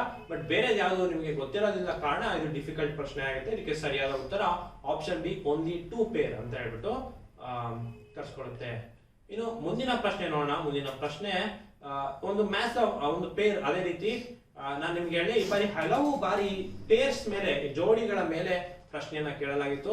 ಸೊ ನಿಮ್ಗೆ ಇದೇನಂತ ಹೇಳಿದ್ರೆ ಒಂದು ಮಿಡಲ್ ಹಿಸ್ಟರಿಯಲ್ಲಿ ಬರುವಂತಹ ಒಂದಿಷ್ಟು ರಾಜವಂಶಸ್ಥರುಗಳು ಮತ್ತೆ ಅದರ ರಾಜರುಗಳನ್ನ ಕೊಟ್ಟಿದ್ದಾರೆ. ಸೊ ಇದ್ರಲ್ಲಿ ಬರ್ತಾರಾ ಅಂತ ಹೇಳ್ಬಿಟ್ಟು ಯಾವುದು ಕರೆಕ್ಟ್ ಮ್ಯಾಚ್ ಅಂತ ಹೇಳ್ಬಿಟ್ಟು ಕೇಳಿದ್ದಾರೆ. ನನ್ನುಕ ಚಂಡೇಲ ವಂಶದ ಸ್ಥಾಪಕ ಹೌದು. ಸೊ ಹಾಗಾಗಿ ಈ ಪೇರ್ ಸರಿ ಇದೆ, ಅವರು ಚಂಡೇಲ ವಂಶಕ್ಕೆ ಸೇರ್ತಾರೆ. ಯಾಕಂದ್ರೆ ನನ್ನುಕಾನೇ ಸ್ಥಾಪಕ ಆಗಿದ್ದಾನೆ ಚಂಡೇಲ ವಂಶಕ್ಕೆ. ಇನ್ನು ಈ ಜಯಶಕ್ತಿ ಏನಿದ್ದಾರೆ, ಈ ಜಯಶಕ್ತಿ ಪರಮಾರರಿಗೆ ಸೇರೋದಿಲ್ಲ. ಈ ಜಯಶಕ್ತಿ ಏನಿದ್ದಾರೆ ಇವರು ಕೂಡ ಚಂಡೇಲ ವಂಶಕ್ಕೆ ಸೇರ್ತಾರೆ. ಸೊ ನನ್ನುಕ ಫೌಂಡರ್ ಆಗಿದ್ರೆ ಜಯಶಕ್ತಿ ಕೂಡ ಚಂಡೇಲ ವಂಶಕ್ಕೆ ಸೇರ್ತಾರೆ, ನಾಟ್ ಪರಮಾರರಿಗೆ ಸೇರೋದಿಲ್ಲ. ಸೊ ಹಾಗಾಗಿ ಈ ಪೇರ್ ತಪ್ಪಿದೆ. ಇನ್ನು ನಾಗಭಟ 2 ಏನಿದೆ, ಈ ನಾಗಭಟ 2 ಗೂರ್ಜರ ಪ್ರತಿಹಾರಕ್ಕೆ ಸೇರತ್ತೆ. ಸೊ ಹಾಗಾಗಿ ಇದು ಸರಿಯಾದ ಪಾಯಿಂಟ್ ಆಗಿದೆ. ನಿಮ್ಗೆ ಗೊತ್ತು, ಗ್ರೇಟ್ ಕಿಂಗ್ ಆಗಿದ್ದಾರೆ ನಾಗಭಟ 2. ನೆಕ್ಸ್ಟ್ ಭೋಜ ಅಂತ ಹೇಳ್ಬಿಟ್ಟು ಏನ್ ರಾಜ ಕೊಟ್ಟಿದ್ದಾರೆ. ಸೊ ಭೋಜದಲ್ಲಿ 2 ರೀತಿ ಭೋಜ ಬರ್ತಾರೆ. ಒಂದು ರಾಜ ಭೋಜ ಅಂತ ಹೇಳ್ಬಿಟ್ಟು ಬರ್ತಾರೆ. ಸೊ ಇವರು ಪ್ರಾಮಿನೆಂಟ್ ನಮಗೆ ಗುರ್ಜರ ಪ್ರತಿಹಾರರಲ್ಲಿ. ಸೊ ನಾಟ್ ರಾಷ್ಟ್ರಕೂಟ, ನಮ್ಮ ರಾಷ್ಟ್ರಕೂಟ ಕನ್ನಡದ ಸಾಮ್ರಾಜ್ಯ ಆಗಿದೆ. ಸೊ ಅವರಲ್ಲಿ ಭೋಜ ಅನ್ನೋ ರಾಜ ಬರೋದಿಲ್ಲ. ಸೊ ಅವರು ಗುರ್ಜರ ಪ್ರತಿಹಾರಕ್ಕೆ ಬರ್ತಾರೆ. ಸೊ ಇದರಲ್ಲಿ 2 ಪೇರ್ಗಳು ಸರಿ ಇದೆ. ಒಂದು ನನ್ನೇಕ ಚಂಡೇಲ ವಂಶದ ಸ್ಥಾಪಕ, ಸೊ ಅದು ಕರೆಕ್ಟ್ ಪೇರ್ ಇದೆ. ಇನ್ನು ನಾಗಭಟ 2 ಗುರ್ಜರ ಪ್ರತಿಹಾರಕ್ಕೆ ಸೇರ್ತಾರೆ, ಅದು ಕೂಡ ಕರೆಕ್ಟ್ ಪೇರ್ ಆಗಿದೆ. ಇನ್ನು ಜಯಶಕ್ತಿ ಚಾಂಡೇಲ ವಂಶಕ್ಕೆ ಸೇರ್ತಾರೆ, ಪರಮಾರಕ್ಕೆ ಸೇರಲ್ಲ. ಇನ್ನು ಭೋಜ ಗುರ್ಜರ ಪ್ರತಿಹಾರಕ್ಕೆ ಸೇರ್ತಾರೆ, ರಾಷ್ಟ್ರಕೂಟಕ್ಕೆ ಸೇರೋದಿಲ್ಲ. ಸೊ ಹಾಗಾಗಿ 2 ಪೇರ್ ಸರಿ ಇತ್ತು. ಸೊ ಇದಕ್ಕೆ ಸರಿಯಾದ ಉತ್ತರ ಏನಾಗುತ್ತೆ ಅಂದ್ರೆ only 2 pairs, option B only 2 pairs ಆಗಿರುತ್ತೆ. ಸೊ ಇದನ್ನ ನೀವು ನೋಡ್ಕೋಬಹುದು.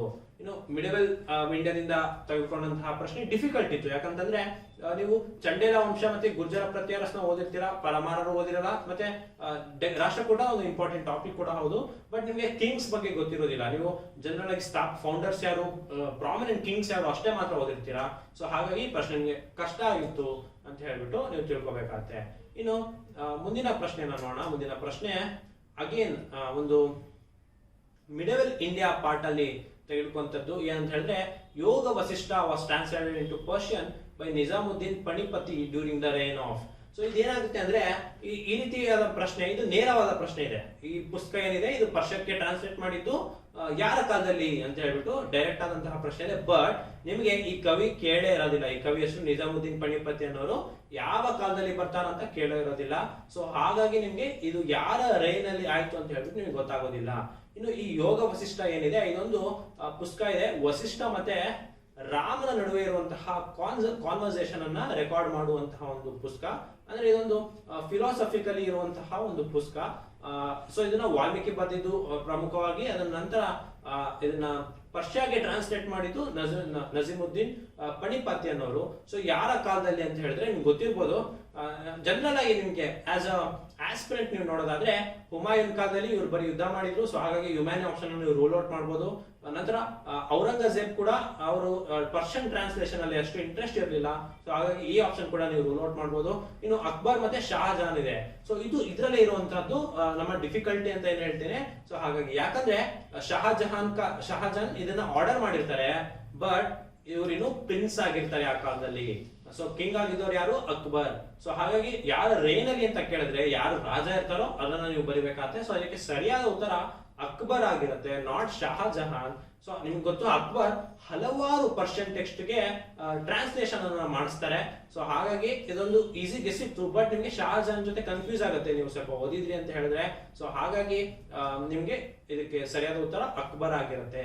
ಇದು ನಿಮಗೆ ತಿಳಿದಿರ್ಲಿ ಅಂತ ಹೇಳ್ತಾ ಈ ಆಪ್ಷನ್ ಅನ್ನ ಒಂದೊಂದ್ಸರಿ ಡಿಸ್ಪ್ಲೇ ಮಾಡ್ತೇನೆ. ಇದಕ್ಕೆ ಸರಿಯಾದ ಉತ್ತರ ಇದು ಮಾಡರೇಟ್ ಇತ್ತು, ಬಟ್ ನಿಮಗೆ ಶಹಜಹಾನ್ ಮೇಲೆ ಕನ್ಫ್ಯೂಸ್ ಆಗುತ್ತೆ. ಬಟ್ ಸರಿಯಾದ ಉತ್ತರ ಆಪ್ಷನ್ ಎ ಅಕ್ಬರ್ ಆಗಿರುತ್ತೆ. ಮತ್ತೆ ಇನ್ನೊಂದೆರಡು ವಿಚಾರಗಳು ಇದಕ್ಕೆ ಸಂಬಂಧಪಟ್ಟಂಗೆ ಹೇಳೋದಾದ್ರೆ, ಈ ಯೋಗ ವಸಿಷ್ಠ ಅನ್ನೋದು 3 ಬಾರಿ ಟ್ರಾನ್ಸ್ಲೇಟ್ ಆಗಿದೆ ಪರ್ಷಿಯಾ ಭಾಷೆಗೆ. ಒಂದು ಅಕ್ಬರ್ನ ಕಾಲದಲ್ಲಿ, ಇನ್ನೊಂದು ಜಹಾಂಗೀರ್ ಕಾಲದಲ್ಲಿ, ಇನ್ನೊಂದು ದಾರಾ ಶಿಕಾಯ್ ಅನ್ನೋ ಅವರ ಕಾಲದಲ್ಲಿ. ಸೊ ಇವೆರಡು ಆಪ್ಷನ್ ಇತ್ತು ಅಂದ್ರೆ ನಿಮಗೆ ಕನ್ಫ್ಯೂಸ್ ಆಗ್ತಾ ಇತ್ತೇನೋ, ಬಟ್ ಇದರಲ್ಲಿ ಅವ್ರು ಯಾರು ಇಲ್ಲ, ಬರೀ ಅಕ್ಬರ್ ಮಾತ್ರ ಇರೋದು. ಸೊ ಹಾಗಾಗಿ ಇದು ಒಂದು ನೇರವಾದ ಗೆಸ್ ಆಗಿತ್ತು. ಸೊ ಇದು ಸುಲಭವಾಗಿತ್ತು. ಸೊ ಮುಂದಿನ ಪ್ರಶ್ನೆ ನೋಡೋಣ. ಮುಂದಿನ ಪ್ರಶ್ನೆ ಇದು ನಿಮಗೆ ಕರೆಂಟ್ ಅಫೇರ್ಸ್. ನಾನು ನಿಮ್ಗೆ ಹೇಳಿದೆ ಈ ಬಾರಿ ಹೈಬ್ರಿಡ್ ಕ್ವಶನ್ ಗಳನ್ನ ಮಾಡ್ತಾ ಇದ್ದಾರೆ. ಅಂದ್ರೆ ಒಂದು ಪ್ರಚಲಿತ ಘಟನೆ ಇತ್ತು ಅಂದ್ರೆ ಅದಕ್ಕೆ ಸಂಬಂಧ ಆದಂತಹ ಒಂದು ಕಾನ್ಸೆಪ್ಟ್ ಕ್ವಶನ್ ಅನ್ನ ಕೇಳ್ತಾ ಇದ್ದಾರೆ. ಸೊ ಈ ಕ್ವಶನ್ ನೋಡೋಣ. World second tallest statue is sitting in the pose of Ramanuja was inaugurated by prime minister of India at Hyderabad recently. So ಇದೊಂದು ಕರೆಂಟ್ ಅಫೇರ್ಸ್ ಆಗಿದೆ. So which of the following statement correctly represent teachings of Ramanuja. So ಇವ್ರೇನಂದ್ರೆ ಒಂದು current affairs ಇದೆ, ರಾಮಾನುಜಾಚಾರ್ಯರ ಒಂದು statue inaugurate ಆಗಿದೆ. So ಹಾಗಾದ್ರೆ ರಾಮಾನುಜಾಚಾರ್ಯರ teaching ನಲ್ಲಿ ಇದು ಯಾವ್ದನ್ನ ಬರುತ್ತೆ ಅಂತ ಹೇಳ್ಬಿಟ್ಟು ಕ್ವಶನ್ ನ ಕೇಳಿದ್ದಾರೆ. ಸೊ ಇದೊಂದು ಹೈಬ್ರಿಡ್ ಕ್ವಶನ್ ನಿಮಗೆ ಹೇಳಿದಾಗೆ. ಸೊ ಇದು ಆಪ್ಷನ್ಸ್ ಏನೇನಿದೆ ನೋಡೋಣ. Best means of salvation was devotion. So devotion ಏನಿದೆ ಅದೇ ಒಂದು ಪ್ರಮುಖವಾದ ಮಾರ್ಗ ಸಾಲ್ವೇಷನ್ ಗೆ. ಅಥವಾ ವೇದಗಳು ಎಟರ್ನಲ್ ಆಗಿದೆ, ಸೆಲ್ಫ್ ಎಕ್ಸಿಸ್ಟೆಂಟ್ ಆಗಿದೆ, ಮತ್ತೆ ಹೋಲಿ ಅಥಾರಿಟಿವ್ ಆಗಿದೆ ಅಂತ ಹೇಳ್ಬಿಟ್ಟು ಹೇಳಿದ್ದಾರೆ ಅಂತ ಹೇಳ್ಬಿಟ್ಟು ಇದೆ. ಇನ್ನು logical arguments for essential means of highest bliss ಅಂತ ಹೇಳ್ಬಿಟ್ಟು ಒಂದು. ಇನ್ನು salvation was to obtain through meditation ಅಂತ ಹೇಳ್ಬಿಟ್ಟು 4 ಆಪ್ಷನ್ ಇದೆ. ಸೊ ಇದು ನಿಮಗೆ ಗೊತ್ತಿರಲ್ಲ, ಯಾಕಂದ್ರೆ ನಿಮಗೆ ರಾಮಾನುಜಾಚಾರ್ಯರ ಟೀಚಿಂಗ್ಸ್ ನಿಮಗೆ ಗೊತ್ತಾಗುತ್ತೆ, ಮತ್ತೆ ಇದರಲ್ಲಿ ಕನ್ಫ್ಯೂಸ್ ಆಗುತ್ತೆ ಕೂಡ. ಯಾಕಂತಂದ್ರೆ ನಿಮಗೆ ರಾಮಾನುಜಾಚಾರ್ಯ ಗೊತ್ತು, ನಿಮಗೆ 9th ಸೆಂಚುರಿಯಲ್ಲಿ ಆದಿ ಶಂಕರಾಚಾರ್ಯ ಬರ್ತಾರೆ. ಸೊ ಅವರ ಡಿಸೈಪಲ್ ಆದಂತವರು ರಾಮಾನುಜಾಚಾರ್ಯದವರು. ಸೊ ಇವರ ಟೀಚಿಂಗ್ಸ್ ಏನಿತ್ತು ಅಂದ್ರೆ ಆದಿ ಶಂಕರಾಚಾರ್ಯದವರು ಅವ್ರಿಗೆ ಏನಂತ ಇತ್ತು ಅಂದ್ರೆ ಸಾಲ್ವೇಷನ್ ಬೇಕಿತ್ತು ಅಂದ್ರೆ ನಿಮ್ಗೆ ಹೆಚ್ಚು ನಾಲೆಜ್ ಅನ್ನೋದು ಗೊತ್ತಿರಬೇಕು. ಸೊ ನಾಲೆಜ್ ಮುಖಾಂತರವೇ ನಿಮ್ಗೆ ಸಾಲ್ವೇಷನ್ ಅನ್ನ ನೀವು ಪಡ್ಕೋಬಹುದು ಅಂತ ಹೇಳ್ಬಿಟ್ಟು ಆದಿ ಶಂಕರಾಚಾರ್ಯರು ಹೇಳಿದ್ರೆ, ರಾಮಾನುಜಾಚಾರ್ಯರು ಅದನ್ನೇ ಸ್ವಲ್ಪ ಚೇಂಜ್ ಮಾಡಿ ಎಲ್ಲರಿಗೂ ನಾಲೆಜ್ ಅನ್ನ ತಿಳ್ಕೊಳ್ಳಿಕ್ಕೆ ಕಷ್ಟ ಆಗತ್ತೆ. ಸೊ ಹಾಗಾಗಿ ಸಾಲ್ವೇಷನ್ ಅನ್ನ ನೀವು ಪಡ್ಕೋಬೇಕಂದ್ರೆ ಡಿವೋಷನ್ ಇರಬೇಕು ಪ್ರಮುಖವಾಗಿ ಅಂತ ಹೇಳ್ಬಿಟ್ಟು ರಾಮಾನುಜರ ಟೀಚಿಂಗ್ಸ್ ಹೇಳುತ್ತೆ. ಸೊ ಹಾಗಾಗಿ ಇದಕ್ಕೆ ಸರಿಯಾದ ಉತ್ತರ option A best means of salvation was devotion ಅಂತ ಆಗುತ್ತೆ. ಸೊ ನಾನು ಹೇಳಿದೆ ನಿಮಗೆ ಕರೆಂಟ್ ಅಫೇರ್ಸ್ ರಿಲೇಟೆಡ್ ಆಗಿ ನೀವು ನೋಡ್ಕೊಳ್ಬೇಕಾಗತ್ತೆ. ಸೊ ಹಾಗಾಗಿ ಈ ಪ್ರಶ್ನೆ ನಿಮಗೆ ಪ್ರಮುಖವಾಗಿತ್ತು, ಇದ್ರ ಬಗ್ಗೆ ತಿಳಿದಿರ್ಲಿ. ಆಪ್ಷನ್ ಅನ್ನ ಮೆನ್ಷನ್ ಮಾಡಿದ್ದೇನೆ. ಸೊ ಮಿಡಲ್ ಇಂಡಿಯಾದಲ್ಲಿಂದ ಇತ್ತು, ಮಾಡರೇಟ್ ಆಗಿತ್ತು ಪ್ರಶ್ನೆ. Option A salvation by devotion ಸರಿಯಾದ ಉತ್ತರ ಆಗಿರುತ್ತೆ. ಇನ್ನು ಮುಂದಿನ ಪ್ರಶ್ನೆ, ಇದು ಕೂಡ ಒಂದು ಮಿಡಲ್ ಇಂಡಿಯಾ ಮತ್ತೆ ಸ್ವಲ್ಪ ಕಾಂಟ್ರವರ್ಷಿಯಲ್ ಕ್ವಶನ್ ಇದೆ. ಸೊ ಯಾಕಂತ ಹೇಳಿದ್ರೆ ಹೇಳ್ತೀನಿ ಕೇಳಿ.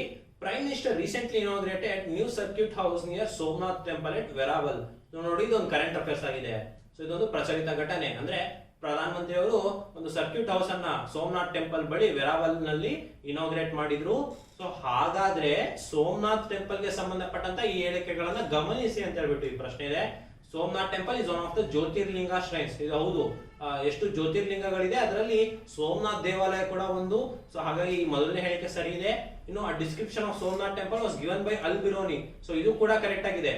ಸೊ ಅಲ್ ಬಿರೋನಿ ಅವರು ಹಲವಾರು ದೇವಾಲಯಗಳು ಬರೆದಿರು, ತುಂಬಾ ಪ್ರಾಚೀನವಾದ ದೇವಾಲಯಗಳು ಆಗಿರೋದ್ರಿಂದ ಸೊ ಇದು ಕೂಡ ಸರಿಯಾದ ಹೇಳಿಕೆ ಆಗಿದೆ.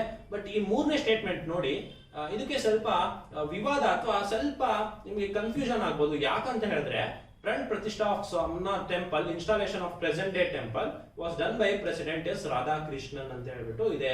ಸೊ ನಿಮಗೆ ಏನು ಪ್ರಾಬ್ಲಮ್ ಅಂತ ಹೇಳಿದ್ರೆ, ಸೊ ಈ ಕಾಲದಲ್ಲಿ ಇದ್ದಿದ್ದು ಡಾಕ್ಟರ್ ರಾಜೇಂದ್ರ ಪ್ರಸಾದ್ ಅವರ ಆ ಫಂಕ್ಷನ್ ಗೆ ಅವರು ಗೆಸ್ಟ್ ಆಗಿರ್ತಾರೆ, ಚೀಫ್ ಗೆಸ್ಟ್ ಆಗಿರ್ತಾರೆ. ಬಟ್ ಸರ್ವಪಲ್ಲಿ ರಾಧಾಕೃಷ್ಣನ್ ಅವರು ಕೂಡ ಇದನ್ನ ಅಟೆಂಡ್ ಮಾಡಿರ್ತಾರೆ, ಅಲಾಂಗ್ ವಿತ್ ಸರ್ದಾರ್ ಪಟೇಲ್ ಆಗಿರ್ಬೋದು, ಮತ್ತೆ ಮುನ್ಷಿ ಮುನ್ಷಿ ಅವರಾಗಿರ್ಬೋದು. ಸೊ ಇವರೆಲ್ಲ ಕಾಂಗ್ರೆಸ್ ಲೀಡರ್ಸ್ ಈ ಫಂಕ್ಷನ್ ಅನ್ನ, ಸೋಮನಾಥ್ ಟೆಂಪಲ್ ನ ಇನಾಗ್ರೇಷನ್ ಏನ್ ಮಾಡಿರ್ತಾರೆ, ಅಟೆಂಡ್ ಮಾಡಿರ್ತಾರೆ. ಬಟ್ ಬಾಬು ರಾಜೇಂದ್ರ ಪ್ರಸಾದ್ ಅವರು ಇರ್ತಾರೆ, ಬಟ್ ಸರ್ವಪಲ್ಲಿ ರಾಧಾಕೃಷ್ಣನ್ ಕೂಡ ಅಟೆಂಡ್ ಮಾಡಿರ್ತಾರೆ. ಸೊ ಹಾಗಾಗಿ ಸುಮಾರು ಜನ ಏನ್ ಹೇಳ್ತಾರೆ, ಮೂರು ಹೇಳಿಕೆಗಳು ಸರಿಯಾಗಿದೆ ಅಂತ ಹೇಳ್ತಾರೆ. ಆಕ್ಚುಯಲ್ ಆನ್ಸರ್ ನಿಮ್ಗೆ ಜನರಲ್ ಆಗಿ ನೋಡೋದಾದ್ರೆ, ನಾನು ಹೇಳಿದೆ ರಾಜೇಂದ್ರ ಪ್ರಸಾದ್ ಅವರು 1951 ನಲ್ಲಿ ಇದನ್ನ ಇನಾಗ್ರೇಟ್ ಮಾಡಿರ್ತಾರೆ. ಬಟ್ ಆ ಫಂಕ್ಷನ್ ಗೆ ರಾಧಾಕೃಷ್ಣನ್ ಅವರು ಕೂಡ ಅಟೆಂಡ್ ಆಗಿರ್ತಾರೆ. ಸೊ ಹಾಗಾಗಿ ಈ ಹೇಳಿಕೆ ತಪ್ಪಾಗುತ್ತೆ, ಮೂರನೇ ಹೇಳಿಕೆ. ಸೊ ನಿಮಗೆ ಸರಿಯಾದ ಉತ್ತರ ಏನಾಗುತ್ತೆ ಅಂದ್ರೆ 1 ಮತ್ತೆ 2 ಆಗಿದೆ. ಸೊ ಇದನ್ನ ನಾವು ಅಫಿಷಿಯಲ್ ಕೀ ಆನ್ಸರ್ ಅಲ್ಲಿ ಅವ್ರು ಏನನ್ನ ಕೊಡ್ತಾರೆ, ಸೊ ಅದನ್ನ ನಾವು ನೋಡ್ಕೋಬೇಕಾಗುತ್ತೆ. ಸೊ ಸದ್ಯದ ಮಟ್ಟಿಗೆ ಮೊದಲನೇ 2 ಹೇಳಿಕೆಗಳು ಸರಿಯಾಗಿದೆ, ಮೂರನೇ ಹೇಳಿಕೆ ಅರ್ಧ ಭಾಗವಷ್ಟು ಸರಿಯಾಗಿದೆ. ಬಟ್ ಇದನ್ನ ಇನಾಗ್ರೇಷನ್ ಗೆ ಚೀಫ್ ಗೆಸ್ಟ್ ಆದಂತವರು ಡಾಕ್ಟರ್ ರಾಜೇಂದ್ರ ಪ್ರಸಾದ್. ಸೊ ಹಾಗಾಗಿ ಮೊದಲ 2 ಹೇಳಿಕೆಗಳು ಸರಿಯಾಗಿದೆ ಅಂತ ತಿಳ್ಕೋಬಹುದು. ಸೊ ಹಾಗಾಗಿ ಇದು ಸ್ವಲ್ಪ ಕಠಿಣ ಆಗಿರುತ್ತೆ. ಸೊ ಇದು ಒಮ್ಮೆ ಡಿಸ್ಪ್ಲೇ ಮಾಡ್ತೇನೆ, ಆನ್ಸರ್ ಅನ್ನ ನೋಡ್ಕೊಳ್ಳಿ. ಇದು ಮಿಡಲ್ ಇಂಡಿಯಾದಿಂದ ಕೇಳಂತದ್ದು, ಮಾಡರೇಟ್ ಆಗಿತ್ತು, ಕರೆಂಟ್ ಅಫೇರ್ಸ್ ರಿಲೇಟೆಡ್ ಆದ ಒಂದು ಹೈಬ್ರಿಡ್ ಕ್ವಶನ್ ಆಗಿತ್ತು. ಸರಿಯಾದ ಉತ್ತರ ಆಪ್ಷನ್ ಎ 1 ಮತ್ತೆ 2 ಆಗಿರುತ್ತೆ. ಇನ್ನು ಕೊನೆಯ ಹಿಸ್ಟ್ರಿ ಕ್ವಶನ್ ಗೆ ಬಂದಿದ್ದೇವೆ. ಸೊ 16 ಪ್ರಶ್ನೆಗಳನ್ನ ಕೇಳಲಾಗಿತ್ತು. ಸೊ ಅದರಲ್ಲಿ ಕೊನೆ ಕ್ವಶನ್ ಇದಾಗಿದೆ, which of the following statement about Sangam literature, Sangam ಸಾಹಿತ್ಯ, ನನಗೆ ಏನ್ಷಿಯಂಟ್ ಹಿಸ್ಟ್ರಿಯಲ್ಲಿ ಬರುವಂತಹ ಒಂದು ಇಂಪಾರ್ಟೆಂಟ್ ಟಾಪಿಕ್. ಸೊ ಅದರಲ್ಲಿ ancient south India is correct ಅಂತ ಹೇಳ್ಬಿಟ್ಟು ಸಂಗಮ್ ಸಾಹಿತ್ಯದ ಬಗ್ಗೆ ಕೇಳಿದರೆ, Sangam poems are divide of any reference to material culture. So ಈ ಮೆಟೀರಿಯಲ್ ಕಲ್ಚರ್ ಅನ್ನೋದು ಏನು ಅಂತ ಹೇಳಿದ್ರೆ, ಈಗ ನಾವು ಲ್ಯಾಂಡ್ ಎಕ್ಸಾಕ್ಯುವೇಷನ್ ಮಾಡ್ತೀವಲ್ಲ, ಉತ್ಖನನ ಮಾಡಿದಾಗ ನಮಗೆ ಪಾಟರಿ ಆಗಿರ್ಬೋದು, ಜಿವೆಲ್ರಿ ಆಗಿರ್ಬೋದು, ಸ್ಕೆಲಿಟನ್ ಗಳಾಗಿರ್ಬೋದು, ಅದು ಸಿಕ್ತು ಅಂತ ಹೇಳಿದ್ರೆ ಮೆಟೀರಿಯಲ್ ಸಿಕ್ಕಿದ್ರು, ಅದರಿಂದ ಮೂಲಕ ನಾವು ನಾಗರಿಕತೆಗಳನ್ನ ಕಂಡುಹಿಡಿಯೋದು ಆಯ್ತು ಅಂದ್ರೆ ಅದನ್ನ ಮೆಟೀರಿಯಲ್ ಕಲ್ಚರ್ ಅಂತ ಹೇಳ್ಬಿಟ್ಟು. ಸೊ ಇದು ಮೆಟೀರಿಯಲ್ ಕಲ್ಚರ್ ಡಿವೈಡ್ ಆಗಿದೆ ಅಂತ ಹೇಳಿದೆ. ಸೊ ಡಿವೈಡ್ ಆಗಿರೋದು ಅಲ್ಲ, ಇದು ಸಿಕ್ಕಿತ್ತು. ಹಾಗಾಗಿ ಸೊ ಮೊದಲನೇ ಹೇಳಿಕೆ ತಪ್ಪಾಗಿರುತ್ತೆ. ಇನ್ನು ಮೂರನೇ ಸ್ಟೇಟ್ಮೆಂಟ್ ನೋಡಿ, Sangam poems have no reference to warrior ethic ಅಂತ ಹೇಳ್ಬಿಟ್ಟು ಇದೆ. ಸೊ ಇದು ಕೂಡ ತಪ್ಪಾಗತ್ತೆ. ಯಾಕಂದ್ರೆ ನಿಮಗೆ ಗೊತ್ತು, ಸಂಗಮ್ ಸಾಹಿತ್ಯದಲ್ಲಿ ಹಲವಾರು ವಾರಿಯರ್ಸ್ ಬಗ್ಗೆ ನಮಗೆ ಮೆನ್ಷನ್ ಆಗಿದೆ ಪೋಯಮ್ಸ್ ಗಳಲ್ಲಿ. ಸೊ ಹಾಗಾಗಿ ಕೂಡ ಈ ಸ್ಟೇಟ್ಮೆಂಟ್ ತಪ್ಪಾಗತ್ತೆ. ಇನ್ನು ಕೊನೆಯ ಸ್ಟೇಟ್ಮೆಂಟ್ ಏನಿದೆ, Sangam literature refers to magical forces as irrational ಅಂತ ಹೇಳ್ಬಿಟ್ಟು, ಇದು ಕೂಡ ತಪ್ಪಾಗುತ್ತೆ. ಯಾಕಂತ ಹೇಳಿದ್ರೆ ಮಣಿ ಮೆಕ್ಕಲ್ಲೈ ಅಂತ ಹೇಳ್ಬಿಟ್ಟು ಒಂದು ಪುಸ್ತಕ ಇದೆ. ಸೊ ಅದರಲ್ಲಿ ಮ್ಯಾಜಿಕ್ ಬಗ್ಗೆ ಅವರು ಮೆನ್ಷನ್ ಮಾಡಿದ್ದಾರೆ. ಸೊ ಹಾಗಾಗಿ ಅವ್ರನ್ನ ಇರ್ರಾಷನಲ್ ಅಂತ ಏನು ಕನ್ಸಿಡರ್ ಮಾಡಿರ್ಲಿಲ್ಲ. ಸೊ ಹಾಗಾಗಿ ಈ ಹೇಳಿಕೆ ತಪ್ಪಾಗುತ್ತೆ. ಸೊ ಸರಿಯಾದ ಹೇಳಿಕೆ, social classification of varna was known to Sangam poets ಅಂತ ಹೇಳ್ಬಿಟ್ಟು ಇದೆ. ಸೊ ಆದ್ರೆ ಹಲವಾರು ಸಂಗಮ್ ಸಾಹಿತ್ಯದಲ್ಲಿ ಸಿಕ್ಕಂತಹದ್ದು ನಮಗೆ ಗೊತ್ತಿರುವಂತಹ ವರ್ಣ ಪದ್ಧತಿ ಏನಿದೆ, ಸೊ ಅದನ್ನ ಮೆನ್ಷನ್ ಮಾಡಿಲ್ಲ. ಬಟ್ ಸಂಗಮ್ ಸಾಹಿತ್ಯದಲ್ಲಿ ವರ್ಣ ಪದ್ಧತಿ ಮೆನ್ಷನ್ ಆಗಿದೆ. ಯಾವ ರೀತಿ ಅನ್ನೋದಾದ್ರೆ, ಯಾವ ರೀತಿಯಾದಂತಹ ಕ್ಲಾಸಿಫಿಕೇಶನ್ ಅಂದ್ರೆ ಅರಸರ್ ಅಂದ್ರೆ ಕಿಂಗ್, ಅಥವಾ ಅಂತರ್ ಅಂದ್ರೆ ಮಿನಿಸ್ಟರ್ ಆಗಿರ್ಬೋದು, ಅಥವಾ ವರ್ಗಾರ್ ಅಂತ ಹೇಳ್ಬಿಟ್ಟು, ನಂತರ ವೆಲಾಲಾರ್ ಅಂತ ಹೇಳ್ಬಿಟ್ಟು, ಅರಸರ್, ಅಂತರ್, ವೆರಗಲ್ ಮತ್ತೆ ವೆಲಾಲರ್ ಅಂತ ಹೇಳ್ಬಿಟ್ಟು ಒಂದು ಕ್ಲಾಸಿಫಿಕೇಶನ್ ಅನ್ನ ಸಂಗಮ್ ಸಾಹಿತ್ಯದಲ್ಲಿ ಮಾಡಿದ್ರು. ಸೊ ಹಾಗಾಗಿ ವರ್ಣ ಪದ್ಧತಿ ಬಗ್ಗೆ ಮೆನ್ಷನ್ ಆಗಿತ್ತು ಅಂತ ಹೇಳ್ಬಿಟ್ಟು ಗೊತ್ತಾಗತ್ತೆ. ಸೊ ಹಾಗಾಗಿ ಇದು ಸರಿಯಾದ ಹೇಳಿಕೆ ಆಗಿದೆ. ಮೊದಲನೇದು ಏನಂದ್ರೆ, ಇದು ಮೆಟೀರಿಯಲ್ ಕಲ್ಚರ್ ಡಿವೈಡ್ ಆಗಿರ್ಲಿಲ್ಲ. ಸೊ ಹಾಗಾಗಿ ಇದು ಅಲ್ಲ. ಮತ್ತೆ ಕೊನೆಯದು ಮ್ಯಾಜಿಕಲ್ ರೆಫರೆನ್ಸಸ್ ಇದೆ. ಸೊ ಅದನ್ನ ಅವ್ರು ಇರ್ರಾಷನಲ್ ಅಂತ ಕನ್ಸಿಡರ್ ಮಾಡಿಲ್ಲ. ಮತ್ತೆ ಸಂಗಮ್ ಸಾಹಿತ್ಯ ಹೇಳೋದೇ ವಾರಿಯರ್ ಎಥಿಕ್ಸ್ ಬಗ್ಗೆ. ಸೊ ಹಾಗಾಗಿ ಇದು ಕೂಡ ತಪ್ಪಾಗತ್ತೆ. ಸೊ ಆಪ್ಷನ್ ಬಿ ನಿಮಗೆ ಸರಿಯಾದ ಉತ್ತರ ಆಗಿದೆ ಅಥವಾ ಹೇಳಿಕೆ ಆಗಿದೆ. ಇದು ಕೂಡ ಏನ್ಷಿಯಂಟ್ ಇಂಡಿಯಾದಿಂದ ಇದ್ದು, ಬಟ್ ಇದು ಸ್ವಲ್ಪ ಕಷ್ಟ ಇತ್ತು. ಯಾಕಂತ ಹೇಳಿದ್ರೆ ನಿಮಗೆ ಕನ್ಫ್ಯೂಸ್ ಆಗುತ್ತೆ, ವರ್ಣ ಪದ್ಧತಿ ಬಗ್ಗೆ ಮೆನ್ಷನ್ ಮಾಡಿರ್ಲಿಲ್ಲ ಅಂತ ಹೇಳ್ಬಿಟ್ಟು ನಿಮ್ಗೆ ಅನ್ಸುತ್ತೆ. ಬಟ್ ಮಾಡಿದ್ದಾರೆ, ತೋಳ್ಕಪ್ಪಿಯಂ ಅಲ್ಲಿ ವರ್ಣ ಪದ್ಧತಿ ಬಗ್ಗೆ ಮೆನ್ಷನ್ ಮಾಡಿದ್ದಾರೆ. ಸೊ ಇದು ಏನ್ಷಿಯಂಟ್ ಇಂಡಿಯನ್ ಹಿಸ್ಟ್ರಿಯಿಂದ ಇತ್ತು, ಡಿಫಿಕಲ್ಟ್ ಆಗಿತ್ತು ಸ್ವಲ್ಪ. ಸೊ ಇದು ಆಪ್ಷನ್ ಬಿ ಆಗಿತ್ತು. UPSC prelims civil services examination 5 June 2022 ನಡೆದಂತಹ ಜನರಲ್ ಸ್ಟಡೀಸ್ ಪೇಪರ್ 1 ನಲ್ಲಿ ಕೇಳಾದಂತಹ 16 ಹಿಸ್ಟ್ರಿ ರಿಲೇಟೆಡ್ ಆದಂತಹ ಕ್ವಶನ್ಸ್ ಆಗಿತ್ತು. ಸೊ ನಿಮಗೆ ಸೂಕ್ತವಾದ ವಿಶ್ಲೇಷಣೆ ಸಿಕ್ತು ಅಂತ ಹೇಳ್ಬಿಟ್ಟು ಭಾವಿಸ್ತೇನೆ. ಸೊ ಇದು ಯಾಕೆ ಪ್ರಮುಖವಾದದ್ದು ಅಂತ ಹೇಳಿದ್ರೆ, ನಾನು ನಿಮಗೆ ಹೇಳಿದ ಕರ್ನಾಟಕ ಎಕ್ಸಾಮ್ಸ್ ಅಲ್ಲಿ ನಿಮಗೆ UPSC ಇಂದ ನೇರವಾಗಿ ಪ್ರಶ್ನೆಗಳನ್ನ ಕೊಡಲಾಗ್ತಾ ಇತ್ತು. ಸೊ ಹಾಗಾಗಿ ಇದು ನನಗೆ ಪ್ರಮುಖವಾಗಿದೆ. ಇನ್ನು ಇದೇ ರೀತಿಯಾದಂತಹ ಕಂಟೆಂಟ್ ಗೆ ಮತ್ತೆ UPSC ಪೇಪರ್ ನ ಇನ್ನೂ ಹೆಚ್ಚು ವಿಶ್ಲೇಷಣೆಗಳು, ಪಾಲಿಟಿ, ಎಕನಾಮಿಕ್ಸ್ ಅಥವಾ ಇನ್ನು ಬೇರೆ ಬೇರೆ ಸಬ್ಜೆಕ್ಟ್ ಗಳ ವಿಶ್ಲೇಷಣೆಗೆ ಕೂಡ ನೀವು ನಮ್ಮ ಅಚೀವರ್ಸ್ ಅಕಾಡೆಮಿ ಯೂಟ್ಯೂಬ್ ಚಾನಲ್ ಅನ್ನ ಸಬ್ಸ್ಕ್ರೈಬ್ ಮಾಡಬೇಕು. ನಮ್ಮ ಸಂಡೇ ಕ್ವಶನ್ ಪೇಪರ್ ಮತ್ತೆ ಈ ಕರೆಂಟ್ ಅಫೇರ್ಸ್, ನಾನು ಹೇಳಿದೆ ನಮ್ಮಲ್ಲಿ ಕೇಳಲಾದಂತಹ ಕರೆಂಟ್ ಅಫೇರ್ಸ್ ಹೆಚ್ಚು UPSC ಪೇಪರ್ ಅಲ್ಲಿ ಕಂಡು ಬಂದಿದೆ. NFT ಮತ್ತೆ ವೆಬ್ 3.0 ವಿಡಿಯೋಸ್ ಏನಿತ್ತು, ನಾನು ಜನವರಿ 18ನೇ ತಾರೀಕು ಕರೆಂಟ್ ಅಫೇರ್ಸ್ ವಿಡಿಯೋದಲ್ಲಿ ನಾನು ನಿಮಗೆ ಅದನ್ನ ಎಕ್ಸ್ಪ್ಲೇನ್ ಮಾಡಿದ್ದೆ. ಸೊ ಅದು ನಿಮಗೆ 2 ಪ್ರಶ್ನೆಗಳು UPSC ಅಲ್ಲಿ ಕಂಡು ಬಂದಿತ್ತು. ಇನ್ನು ರಾಮಾನುಜಾಚಾರ್ಯ ಬಗ್ಗೆ ಕೂಡ ನಾವು ಕರೆಂಟ್ ಅಫೇರ್ಸ್ ಅಲ್ಲಿ ಹೇಳಿದ್ವಿ. ಇನ್ನು ಹೆಚ್ಚು ಕರೆಂಟ್ ಅಫೇರ್ಸ್ ನಾವು ಕ್ವಿಕ್ ಕರೆಂಟ್ ಅಫೇರ್ಸ್ ಸಂಚಿಕೆಯಲ್ಲಿ ಏನ್ ನೀಡಿದ್ವಿ, ಸೊ ಅದು ನಮಗೆ UPSC ಪ್ರಶ್ನೆಯಲ್ಲಿ ಕಂಡು ಬಂದಿತ್ತು. ಸೊ ಹಾಗಾಗಿ ನಮ್ಮನ್ನ ಫಾಲೋ ಮಾಡಿ ಅಂತ ಹೇಳ್ತಾ, ನಮ್ಮ ವಾಟ್ಸ್ಆಪ್ ಮತ್ತೆ ಟೆಲಿಗ್ರಾಮ್ ಗುಂಪುಗಳಿಗೂ ಜಾಯ್ನ್ ಆಗಿ ಹೊಸ ಬ್ಯಾಚ್ಗಳು ಪ್ರಾರಂಭವಾಗ್ತಿದೆ. ಸೊ ಅದಕ್ಕೆ ಅಡ್ಮಿಷನ್ಸ್ಗಾಗಿ ನಮ್ಮ ಅಚೀವರ್ಸ್ ಸಂಸ್ಥೆಗೆ ಭೇಟಿ ನೀಡಿ ಅಂತ ಹೇಳ್ತಾ ಧನ್ಯವಾದಗಳು.